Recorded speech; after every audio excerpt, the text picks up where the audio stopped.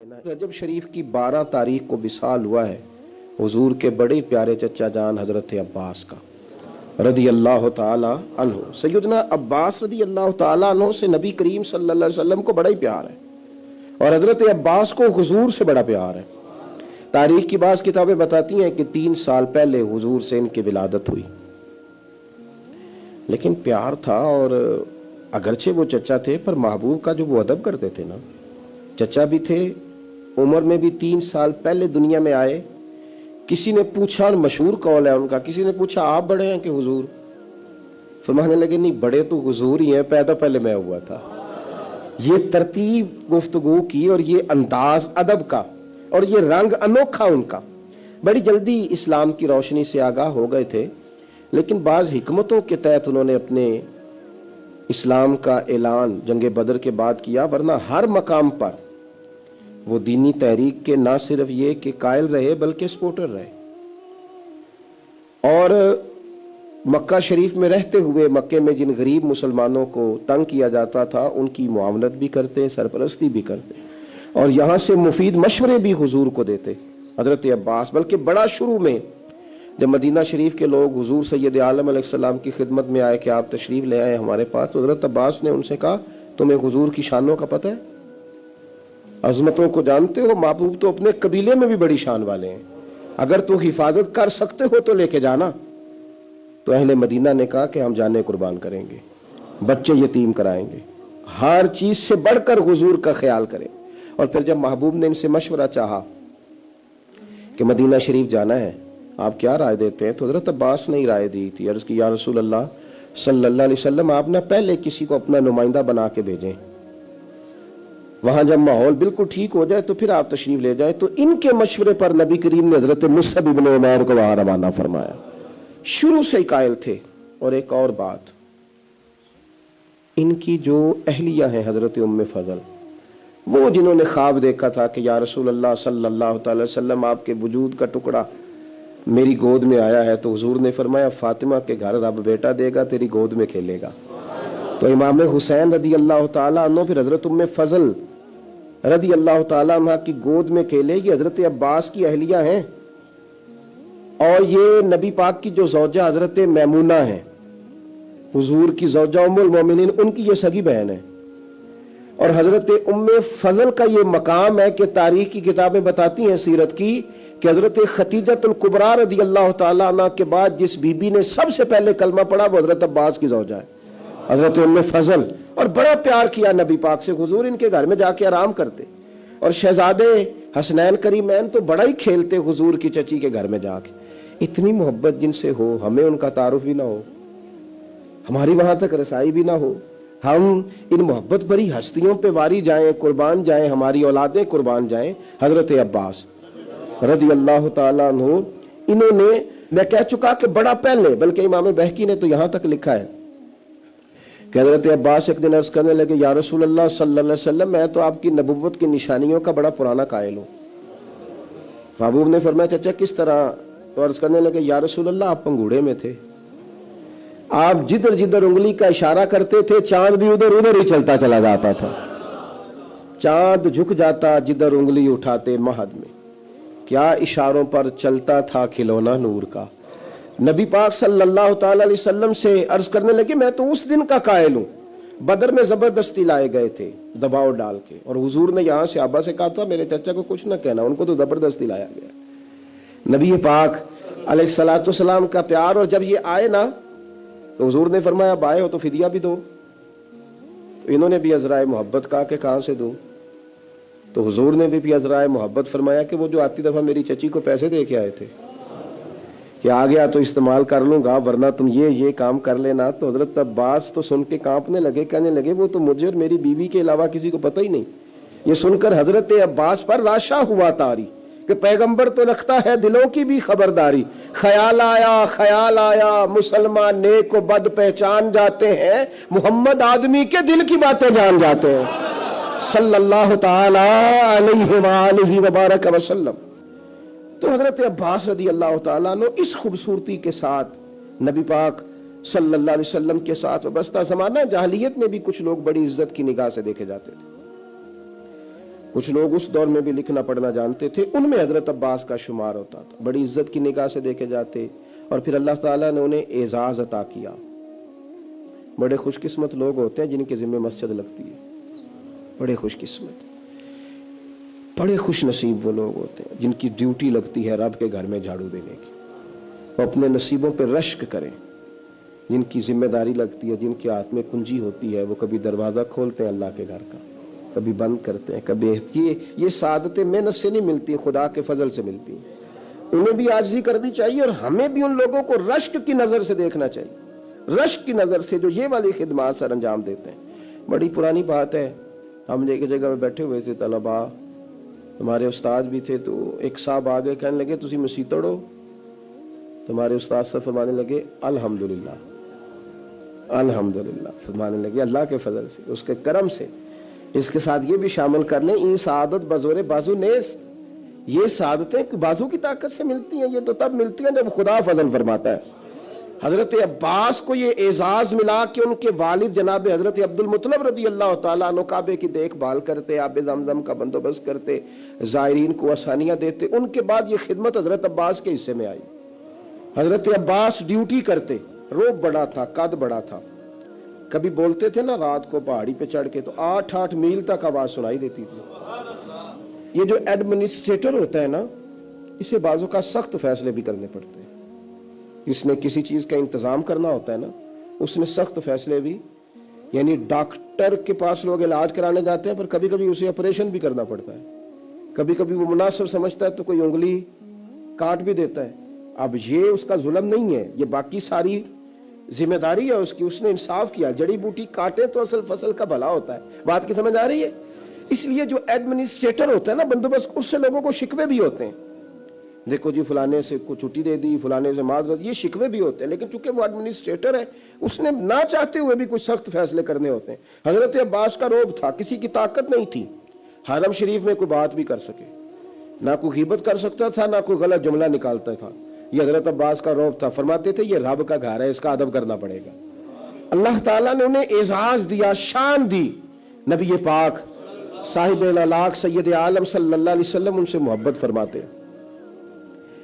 ایک دن حضور نے فرمایا، امام سیوطی نے بھی اس کو لکھا ہے اور امام طبرانی نے بھی، ایک دن حضور نے فرمایا چچا کل گھر رہنا، میں آپ کے گھر آؤں گا۔ اور یار سارا زمانہ منت کرے کہ لنگ کئی مہینے تے برس گئے تے تیری دید نو تیدے ترس گئے، لوگ منت کرے، اور یہاں حضور خود فرمایا چچا میں آؤں گا کل تمہارے گھر۔ نرخ بازار محبت کا انوکھا ہی ہو گیا۔ نبی کریم صلی اللہ تعالی علیہ وسلم نے فرمایا چچا کل گھر رہنا، میں آؤں گا۔ چاشت کی نماز کے بعد محبوب ان کے گھر گئے، اتنا پیار ہے چچا سے، اتنی محبت ہے نبی پاک کو، اپنے اس قریبی سے تشریف لے گئے، اور پھر ان کو سارے خاندان سے کہا ایک جگہ اکٹھے ہو جاؤ۔ جب وہ اکٹھے ہو گئے تو اپنی مقدس چادر اوپر ڈال دی سب کے، اور پھر ہاتھ اٹھا کے کہا اللہ یہ میرے چچا ہے، میرے والد کی جگہ ہے، یا اللہ یہ میرا خاندان ہے، مالک جس طرح میں نے انہیں اپنی چادر میں چھپا لیا ہے تو بھی رحمت میں چھپا لینا اور دوزخ سے ہمیشہ کے لیے دور فرما دینا۔ نبی پاک صلی اللہ علیہ وسلم نے پیار کیا۔ میرا یہ تجربہ ہے، بھتیجے بڑے پیارے لگتے ہیں اور بھتیجوں کو بھی چچا پیارا، لیکن وہ چونکہ برابر کا شریک ہوتا ہے نا ابا جائیداد میں چچا کے ساتھ، تو پھر تھوڑی بہت ہی ہلکی ہلکی رنجشیں بھی۔ میں اکثر کہتا ہوں کہ بندہ اپنے بچوں کے سامنے بھائی کی غلطیاں بیان کر لیتا ہے نا پہلے، جو کبھی غصہ آتا ہے پھر وہ ساری باتیں کر بیٹھتا ہے، لیکن اندر سے نا وہ بھتیجے برے لگتے نہیں، وہ اپنے بچوں سے ڈرتے ڈرتے باتیں کرتا ہے۔ میں ویسے بچے کہہ رہا ہوں، آپ نے کچھ اور بھی سمجھنا ہوا تو سمجھ لیجئے گا، میں ویسے بچے کہہ رہا ہوں کہ وہ ڈرتا ڈرتا باتیں بھائیوں کی کرتا ہے، لیکن بہرحال وہ پیارے ہوتے ہیں۔ میں نے دیکھا ہے ہمارے والد صاحب کبھی چچاؤں کو ضرورت پڑ گئی، کوئی ضرورت، تو اب وہ بات بلا کس طرح کرتے، وہ میرے کو نہ پھر 2 لاکھ مانگ لیا ہے، میں نہیں انہیں دے سکتا، انہیں نہیں، میری روپیہ لاکھ کو دیاں گا پتر کنے کوئی دا پیچھے، تو میں ان کا چہرہ دے کے کہتا تھا، میں کہ ابا جی دل تو 2.5 دے انتے کردا ہے، لیکن وہ ہمیں مطمئن کر رہے ہیں نا، آپ ہمیں راضی کر رہے ہیں، تو دل تو اڈا کردا ہے کہ انہیں 2 مانگے تو میں انہوں 2.5 دیا۔ پیارے ہوتے ہیں نا بھائی، کیا کیا جائے، ان جیسا رشتہ کوئی نہیں۔ لیکن وہ بندہ باتیں کر بیٹھتا ہے تو تھوڑا بہت پھر وہ نا اپنے بچوں کو مطمئن کرنے کے لیے، وہ بھی میں نے بھائی دیکھے ہیں جو دروازوں پہ کھڑے ہو کے بھائیوں کو دیکھتے ہیں، الماریوں سے دیکھتے ہیں، ایسے قد اونچا ہوتا ہے میرا بھائی فلانی جگہ کامیاب ہو گیا، یہ ہوتا ہے، کیا کیا جائے۔ تو حضرت عباس رضی اللہ تعالیٰ عنہ کا حضور سے پیار اور نبی کریم کا اپنے چچا سے پیار، یہ کوئی انفرادی سا رنگ ہے، انفرادی سا. اور پھر چچی کا پیار. ایک دفعہ حضرت ام فضل نے نا لاٹھ لے کے ڈنڈا لے کے مارا ابو لہب کو، اس نے کوئی بات ایسی کر دی تھی تو چچی نے مارا. یعنی چچی کا حضور سے بڑا پیار. میں کبھی کہتا ہوں کہ آپ کو یہ ساری باتیں مجھے اور آپ کو پتہ چل جائے نا، صرف پتہ چل جائے، ان سے اتنی روشنی ملے گی کہ ہمارے گھروں تک نور آئے گا، ہماری گھریلو زندگیاں سکون میں آ جائیں گی اگر ان لوگوں کے حالات ہم تک آ جائیں. نبی پاک صلی اللہ تعالی علیہ وآلہ وسلم اتنی محبت کرتے. تین چیزیں بڑی زیادہ تھی حضرت عباس کے اندر، خود حضور نے بیان فرمایا. فرمایا کہ تو عباس سخی بڑے، اور یہ یاد رکھیے گا بخاری میں پورا باب ہے کہ بندہ جیب کا سخی نہیں ہوتا، سخی بندہ دل کا ہوتا ہے. حضرت عباس سخی بڑے تھے، صلہ رحمی کرنے والے بڑے تھے، رشتہ داروں سے اچھا سلوک کرنے کی کوشش کرتے تھے، بہترین.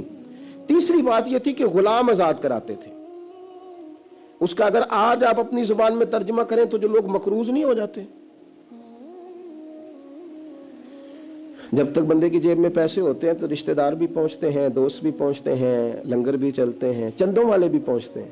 مسجد بنانی ہے، مدرسہ بنانا ہے، قبرستان کا مسئلہ ہے، گلی بنانی، سارے پہنچتے ہیں. اور اگر قرضہ چڑھ جائے تو پھر ادھر ادھر بیٹھ کے باتیں کرتے ہیں، کہتے ہیں اس نے دھوکے کیے، اس نے فراڈ کیے، اس نے فلان کیے. او خدا کے بندو، قرضہ تو چڑھ ہی جاتا ہے. اور اگر قرضہ ولیوں پہ رہا، صحابہ پہ رہا، انبیاء پہ رہا، یہ کوئی اس طرح کا مسئلہ ہے کہ آپ جس بندے کو جس اینگل سے بھی دیکھیں. اس پر میں رات دوستوں سے کہہ رہا تھا کہ ایک بندہ مصیبت میں اور دوسرا اسے دیکھ کے خوشی کا اظہار کر رہا ہے. معاذ اللہ، ایک بندہ مشکل میں ہے، نبی پاک صلی اللہ علیہ وسلم نے فرمایا کسی کو مصیبت میں دیکھ کے خوشی کا اظہار نہ کرنا، ورنہ اس پہ اللہ رحمت کر دے گا اور تمہیں اس میں مبتلا کر دے گا.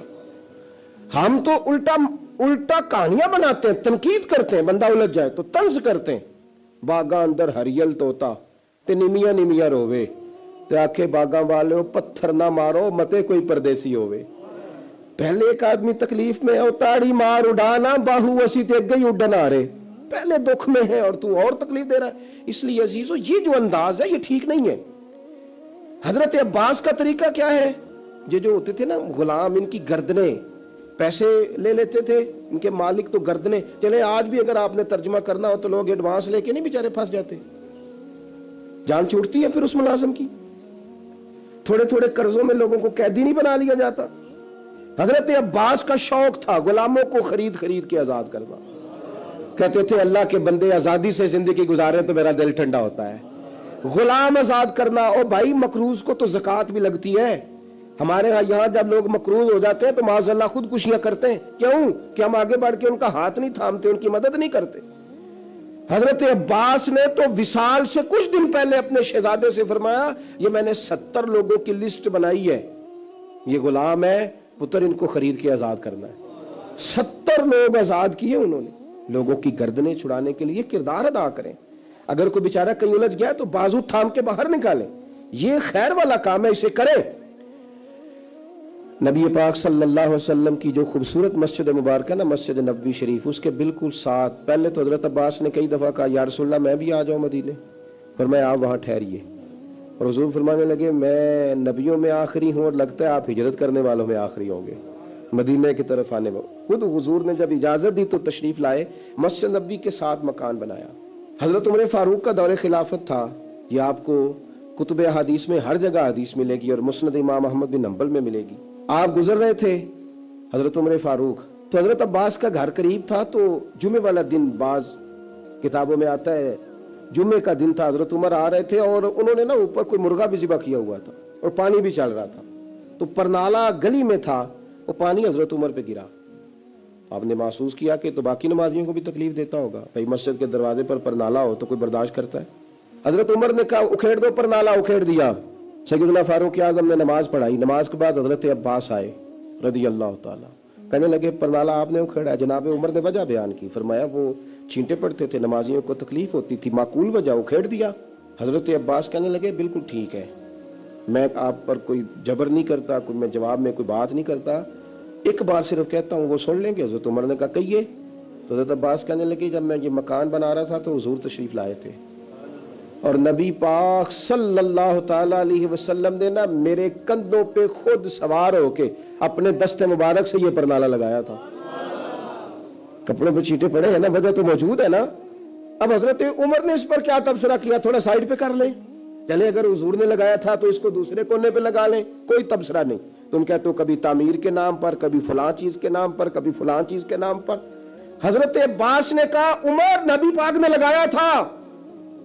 اتنے لفظ ہیں, ختم ہو گئی ساری وجوہات. حضرت عمر تو اتنا روئے کہ بیٹھ گئے, آنسو نکل آئے آنکھوں سے. کہنے لگے عباس میرے ساتھ چلیے, اسی جگہ جاتے ہیں جہاں سے پرنالہ اکھیڑا ہے. آپ اس طرح کریں, اب آپ میرے کندھوں پہ چڑھے اور اس کو دوبارہ لگائیں. جس چیز کو رسول کریم نے جہاں لگایا تھا اس کو ہٹانا, ہم نے نہ کبھی قطرے پہ غور کیا اور نہ دریا دیکھا, بس جہاں تیری جھلک دیکھی وہیں ڈوب گئے. میرے دوستو یہ تو انداز ہمیں صحابہ نے دیا ہے, اور ہمیں تم جو سبق پڑھاتے ہو وہ جانے کہاں سے آیا ہے. تم ہمیں کدھر لے جانا چاہتے ہو؟ میں کئی دفعہ کہتا ہوں یا ہمیں سمجھا دو, نہیں تو پھر ہم سے سمجھ لو, آ جاؤ ہم سے سمجھ لو. یہ ساری چیزیں جو چمکتی دمکتی ہیں کتب احادیث میں, ان کا کیا کیا جائے. حضرت عباس رضی اللہ تعالیٰ عنہ, نبی پاک علیہ السلام نے فرمایا جس نے آپ کو تکلیف دی عباس اس نے مجھے تکلیف دی, جس نے آپ سے محبت کی اس نے مجھ سے محبت کی. فرمایا آپ میرے لیے والد کی طرح ہیں, جگہ ہے. حضرت عباس کو حضور کے چچا سب لوگ احترام کرتے. حضرت عباس وہ آتے تو صحابہ اٹھ کے کھڑے ہو جاتے. حضرت عباس سے مشورہ لیا جاتا, ان کی رائے پہ عمل کیا جاتا, حتیٰ کہ حضرت صدیق اکبر افضل البشر بعد الانبیاء بالتحقیق, حضرت عباس جتنی مرتبہ آتے سیدنا صدیق اکبر اتنی مرتبہ اٹھ کے کھڑے ہو جاتے, انہیں اپنی جگہ پہ بٹھاتے. سیدنا عثمان غنی رضی اللہ تعالیٰ عنہ, سیدنا فاروق اعظم رضی اللہ تعالیٰ عنہ کا طریقہ یہ تھا کہ سواری پہ جا رہے ہیں, گھوڑے پہ جا رہے ہیں, اونٹ پہ جا رہے ہیں, سامنے سے حضرت عباس آ گئے, اور میاں عزت والا ہی کسی کو عزت دیتا ہے, قدر والا ہی کسی کی قدر پہ جانتا ہے. یہ دونوں سواری پہ جا رہے ہیں, سامنے سے حضرت عباس آ گئے, دونوں سواری سے اتر جاتے, اتر کے کھڑے ہو جاتے. سیدنا عباس رضی اللہ تعالیٰ عنہ گزرتے تو پھر دوبارہ سواریوں پہ بیٹھتے. ادب سیکھ لو ان لوگوں سے, احترام سیکھ لو ان لوگوں سے, نسبتوں کا قدر سیکھ لو ان لوگوں سے. اور سنگیو محسنوں کے عزیزوں کا احترام سیکھ لو. ہمیں میاں صاحب نے بھی کہا تھا اصلا نال جو نیکی کریے تو نسلاں تاک نہیں بھول دے. اپنے مشائخ کی اولادوں تک, استادوں کی اولادوں تک کا احترام ہمیں بزرگوں نے بتلایا. کیوں؟ اس لیے کہ یہ سبق ہمیں وہاں سے ملا ہے, وہاں سے ملا ہے, نسبتوں کا احترام وہاں سے ملا ہے. میرے عزیز حضرت علی پتہ کیا کرتے حضرت عباس کے ساتھ, ان کے ہاتھ چومتے اور کہتے چاچا مجھ سے راضی رہنا, راضی رہنا. تو حضرت عباس کو بڑا پیار تھا, وہ ماتھا چوم لیتے مولا علی شیر خدا. صحیح بخاری میں حدیث ہے. حضرت عمر فاروق رضی اللہ تعالیٰ عنہ کا دور مبارک, مدینہ شریف میں بارش نہیں ہوتی, لوگ پریشان ہیں. سب لوگوں کو لے کے حضرت عمر باہر نکلے, آؤ دعا مانگے بارش کے لیے. سب صحابہ موجود تھے, بیچ میں حضور کے چچا حضرت عباس بھی تھے. حضرت عمر فاروق رضی اللہ تعالیٰ عنہ نے بازو تھام کے جناب عباس کو آگے کیا اور دعا کے لیے ہاتھ اٹھائے. کہا اے اللہ, ہم تیرے نبی کریم علیہ السلام کا وسیلہ تیری بارگاہ میں لایا کرتے تھے, عرض کرتے تھے تو رحمت کرتا تھا. آج تیرے نبی کے چچا کو لے کے آئے ہیں, تیرے محبوب کے چچا کو لے کے آئے. بخاری ہے, یا اللہ تیرے محبوب کے چچا کو لائے, مہربانی فرما. حضرت عمر نے دعا کی حضرت عباس کے وسیلے سے, چلے نا ایمان 2 قدم بھی اگر تیرا ہم سفر نہ ٹھہرے, اور تیرا وسیلہ دیا نہ جائے تو زندگی معتبر نہ ٹھہرے. لبوں پہ ایاک نستعی ہے, پر اس حقیقت پہ بھی یقین ہے, اگر تیرے واسطے سے مانگوں کوئی دعا بے اثر نہ ٹھہرے. اور ایک جگہ پہ درویش نے کہا تھا ویسیوں میں بیٹھ جا, بلالیوں میں بیٹھ جا, صفیں تو سب بچھی ہیں, عشق والیوں میں بیٹھ جا. درود پڑھ, نماز پڑھ, عبادتوں کے راز پڑھ. درود پڑھ, نماز پڑھ, عبادتوں کے راز پڑھ. جنیدیوں میں بیٹھ جا, غزالیوں میں بیٹھ جا. اب شارحین حدیث اس حدیث کے تحت لکھتے ہیں, کہتے ہیں پھر حضرت عباس نے بھی دعا فرمائی اور بارش اتنی ہوئی کہ پھر گلیوں میں چلا نہیں جاتا تھا. وسیلہ کس کو بنایا؟ حضرت عباس کو. یہاں بہت سارے لوگ پریشان ہو جاتے ہیں وسیلے کے نام. اور میں نے کہا میاں آپ کو کیوں اتنی پریشانی ہے, جب قرآن میں اللہ کہتا ہے یا ایھا الذین آمنوا اتقوا اللہ وابتغوا الیہ الوسیلہ, اے ایمان والو اللہ سے ڈرو اور اس کے راستے میں وسیلہ تلاش کرو. تو اگر مالک کریم کا حکم ربی آ جاتا ہے تم کیوں اتنے زیادہ ہر بات میں پریشان ہو جاتے ہو؟ کیوں اس قدر زیادہ امت کو تقسیم کرتے ہو؟ کیوں ایسی باتیں کرتے ہو جس میں انتشار پیدا ہو؟